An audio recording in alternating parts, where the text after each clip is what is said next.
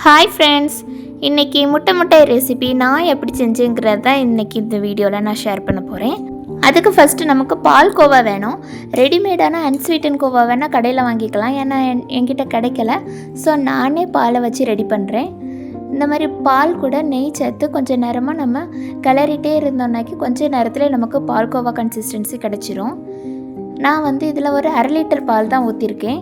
ஆனால் milk powder சேர்த்துருக்கேன். எனக்கு நல்லா திக்கனாக வரணும், நிறைய குவான்டிட்டி வரணுங்கிறதுக்காக மில்க் பவுடர் சேர்த்துருக்கேன். இது சேர்த்து கொஞ்சம் நேரம் கிளறிட்டே இருந்தாக்கி கொஞ்சம் நேரத்தில் நமக்கு பால்கோவா பதத்துக்கு வந்துடும். நான் பால்கோவாவை மெஷர் பண்ணுறதுக்கு முன்னாடியே ஃபஸ்ட்டே பவுலில் போட்டுட்டேன். ஃபஸ்ட்டு பவுலில் மெஷர் பண்ணணும்ல, அதை டேலி பண்ணிவிட்டு அடுத்தது பால்கோவா சேர்க்கணும். மறந்து போய் ஃபஸ்ட்டு போட்டுட்டேன். அடுத்து பேனில் சேர்த்துட்டு அதுக்கப்புறம் 2வது பவுலில் சேர்த்து அதை மெஷர் பண்ணேன். எனக்கு 160 கிராம் வந்தது. மறுபடியும் அதை பேன்கே மாற்றிட்டேன், ஏன்னா பேனில் வச்சு தான் மற்ற இன்க்ரீடியன்ஸும் சேர்த்து நம்ம மிக்ஸ் பண்ண போகிறோம்.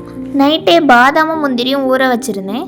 அதை நம்ம இந்த மாதிரி பாதாமெல்லாம் உரித்து எடுத்துக்கிட்டு கேஷ்யூவையும் மிக்ஸி ஜாருக்கு மாற்றி கொஞ்சம் குறப்பாவோ இல்லாத நைஸ் பேஸ்ட்டாவோ அரைச்சி எடுத்துக்கலாம்.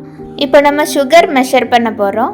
200 கிராம் கோவாவுக்கு 120 கிராம் சுகர் சேர்க்கணும். நான் 99 கிராம் தான் எடுத்திருக்கேன், 160 கிராம் தான் இருந்ததுனால.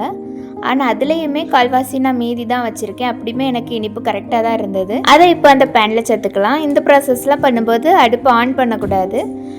அடுத்தது நம்மளோட முந்திரி பாதாம் பேஸ்ட் சேர்த்துக்கலாம். அது நல்லா கலந்து விட்ட பிறகு 3 முட்டை சேர்த்துருக்கேன்னா 1 by 1 அடிச்சு சேர்த்து கலந்து விட்டுக்கணும். 200 கிராம் கோவாவுக்கு தான் 3 முட்டை சேர்க்கணும். நான் 160 கிராம் தான் இருந்தது. ஆனால் எனக்கு அளவு தெரியாமல் நான் 3 முட்டையை சேர்த்துட்டேன். நான் 2 முட்டை சேர்த்துருந்தாலே எனக்கு சரியாக தான் இருந்திருக்கும். இப்போ எல்லாத்தையும் நல்லா அடுப்பு ஆன் பண்ணிவிட்டு நல்லா திக்காகிறது வரைக்கும் கலந்து விட்டுட்டு இந்த மாதிரி ஒரு கேக் ட்ரேயில் நல்லா நெய்யை வச்சு க்ரீஸ் பண்ணிவிட்டு இந்த மாதிரி வச்சு ஒரு பேனில் வச்சு மூடி போட்டுறணும். 30 மினிட்ஸ் கழித்து எடுத்து பார்த்தா சூப்பராக ரெடி ஆகிருக்கும். கொஞ்சம் நேரம் கழித்து சூடு ஆறுனதுக்கப்புறமா நம்ம பீஸ் போட்டு சாப்பிட்டுக்கலாம். ஆனால் என் பையன் தொந்தரவு தாங்காமல் நான் அப்போவே பீஸ் போடுறதுக்கு நின்றேன். ஆனால் என்னால் பீஸ் போட முடியலை. ஆறுனதுக்கப்புறம் தான் ஆற வச்சு தான் பீஸ் போட்டேன். கத்தி வச்சு சைடில் எடுத்து விட்டுட்டு எடுத்தோன்னா கொஞ்சம் ஈஸியாக வந்துடும்.